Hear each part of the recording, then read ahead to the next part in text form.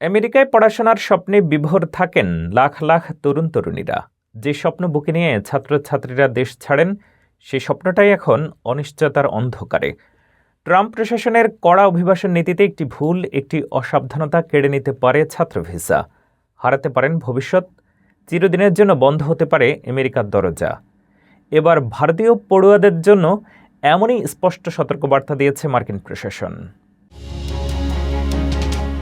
ভারতে অবস্থিত মার্কিন দূতাবাস এক নির্দেশিকায় জানিয়েছে, আমেরিকার আইন ভাঙলে ছাত্র ভিসায় পড়বে গুরুতর প্রভাব। কোনো কারণে গ্রেফতার হলে বা আইন লঙ্ঘন করলে তাৎক্ষণিকভাবে বাতিল হতে পারে ভিসা। সতর্কবার্তায় আরও বলা হয়েছে, ভিসা বাতিলের পাশাপাশি ছাত্রছাত্রীদের আমেরিকা থেকে দেশে ফেরত পাঠানো হতে পারে। এমনকি ভবিষ্যতে যেন আর কোনো মার্কিন ভিসা না পান, সেই সিদ্ধান্তও নিতে পারে প্রশাসন।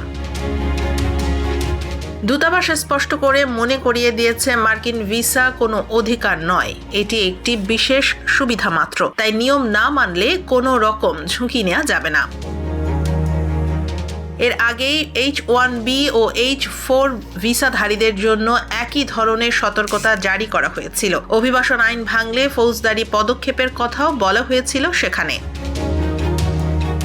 কঠোর নীতির প্রভাব পড়েছে শিক্ষাক্ষেত্রেও। গত বছরে আমেরিকায় বিদেশি ছাত্রছাত্রীর সংখ্যা কমেছে 17%। 2024 সালের আগস্টের পর এই হার বেড়ে দাঁড়িয়েছে 19%। চোখে পড়ার মতো কমেছে ভারতীয় পড়ুয়ার সংখ্যা।